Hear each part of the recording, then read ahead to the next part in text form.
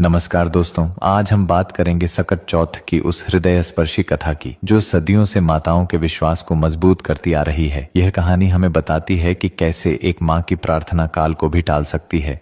पौराणिक कथाओं के अनुसार प्राचीन समय में एक नगर में एक कुम्हार रहता था। एक बार जब उसने बर्तन पकाने के लिए आवा लगाया तो उसके बर्तन पक नहीं रहे थे। वह राजा के पास मदद के लिए गया। राजपुरोहितों ने एक बहुत ही कठोर उपाय बताया। उन्होंने कहा कि जब भी आवा लगाया जाए, नगर के एक बच्चे को उस भट्टी में समर्पित करना होगा, तभी बर्तन पकेंगे। राजा के आदेश पर यह क्रूर परंपरा शुरू हो गई और बारी बारी से नगर के परिवारों से बच्चे लिए जाने लगे। एक दिन एक बूढ़ी विधवा माँ की बारी आई। उसका एक ही बेटा था जो उसके जीवन का एकमात्र सहारा था। संयोग से उसी दिन सकट चौथ थी। माँ का दिल दुखी था, लेकिन राजा की आज्ञा टालना असंभव था। उसने अपने बेटे को तैयार किया और रक्षा कवच के रूप में उसे दूब और सुपारी दी। उसने बेटे से कहा, घबराना मत, सकट माता का ध्यान करना, वो तेरी रक्षा करेंगी।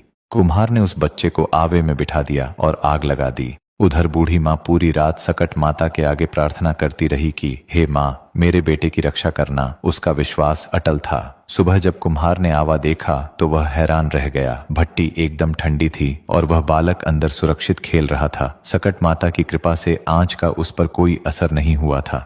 इस चमत्कार को देखकर राजा और नगरवासियों को अपनी गलती का एहसास हुआ। राजा ने तुरंत उस क्रूर प्रथा को हमेशा के लिए बंद करवा दिया, जिससे नगर के बाकी बच्चों का जीवन सुरक्षित हो गया। तभी से यह माना जाता है कि जो माँ सच्चे मन से सकट चौथ का व्रत रखती है, उसकी संतान पर आया हर संकट गणेश जी दूर कर देते हैं।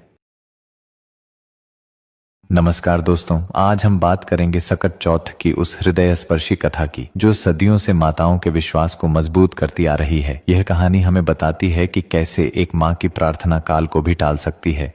पौराणिक कथाओं के अनुसार प्राचीन समय में एक नगर में एक कुम्हार रहता था। एक बार जब उसने बर्तन पकाने के लिए आवा लगाया तो उसके बर्तन पक नहीं रहे थे। वह राजा के पास मदद के लिए गया। राजपुरोहितों ने एक बहुत ही कठोर उपाय बताया। उन्होंने कहा कि जब भी आवा लगाया जाए, नगर के एक बच्चे को उस भट्टी में समर्पित करना होगा, तभी बर्तन पकेंगे। राजा के आदेश पर यह क्रूर परंपरा शुरू हो गई और बारी बारी से नगर के परिवारों से बच्चे लिए जाने लगे। एक दिन एक बूढ़ी विधवा माँ की बारी आई। उसका एक ही बेटा था जो उसके जीवन का एकमात्र सहारा था। संयोग से उसी दिन सकट चौथ थी। माँ का दिल दुखी था, लेकिन राजा की आज्ञा टालना असंभव था। उसने अपने बेटे को तैयार किया और रक्षा कवच के रूप में उसे दूब और सुपारी दी। उसने बेटे से कहा, घबराना मत, सकट माता का ध्यान करना, वो तेरी रक्षा करेंगी।